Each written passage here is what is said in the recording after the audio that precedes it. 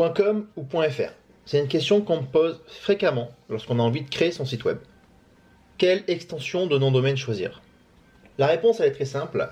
Ça a très peu d'importance de passer du temps sur le choix de l'extension de nom de domaine. À la limite, c'est super intéressant de s'attarder sur le choix du nom de domaine parce que ça va être super important. On peut y intégrer certains mots-clés qui vont apporter plus de visibilité, plus de sérieux.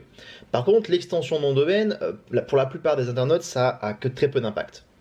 En revanche, si tu as un site multilingue, là par contre, ça peut devenir intéressant.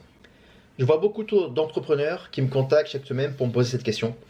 Honnêtement, le choix de l'extension de nom de domaine, c'est beaucoup de temps perdu, alors que ça n'a aucun impact sur ta visibilité. Donc il faut absolument éviter de perdre trop de temps sur le choix de cette extension de nom de domaine. Entre le .com et le .fr, moi je te conseille de prendre les deux dans tous les cas. Comme ça tu as ton nom de domaine en .fr et un .com, ça évitera qu'un concurrent puisse prendre l'autre version et te faire concurrent. Donc un concurrent ou n'importe quelle entreprise qui pourrait avoir un nom de domaine similaire, au moins tu possèdes les deux. Tu peux même prendre des .net, des .org et les principaux noms de domaine, au moins tu sécurises ton nom de domaine. Ensuite, tu pourras en choisir un seul et faire des redirections sur toutes les autres. Mais en gros, il n'y a pas de réelle différence entre le .com, le .fr ou n'importe quelle autre extension de nom de domaine. Par contre, il y a quelques petites subtilités selon les extensions de domaine. Si tu as un site multilingue, la question ne se pose même pas. Tu vas prendre les noms de domaine qui vont être en rapport avec ton activité. Donc si tes clients principaux sont en France, tu vas prendre un .fr. Après, pour tout ce qui concerne le choix de l'extension de domaine pour un site multilingue, tout dépend comment tu vas créer ton site web, si tu passes par des sous-domaines, si tu passes par des répertoires. Dans tous les cas, il te faut un site web principal, et là, tu vas prendre l'extension de ton pays. Donc le .fr pour la France, le .it pour l'Italie, UK pour Royaume-Uni, CH pour la Suisse et AU pour l'Australie par exemple. Donc chaque pays a sa propre extension de domaine.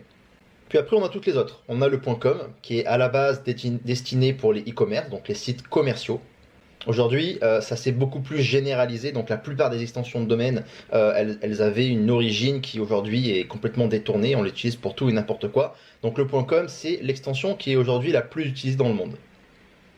Donc à la base pour les sites e-commerce, mais pas besoin d'être un site e-commerce pour l'utiliser aujourd'hui. Le .net, on est donc pour network. Donc tout ce qui est activité liée à Internet. Après, on a aussi les .org pour les organisations, les .gouv pour les sites gouvernementaux. On a aussi des sites en .edu, .io, .info. Enfin, on a de tout et n'importe quoi. Il y en a vraiment de tout qui existe. Et ensuite, on a les autres qui sont, par exemple, les .paris, .bio, .café, .bar. Donc il y en a des milliers qui existent comme ça, qui veulent tout dire et rien dire à la fois.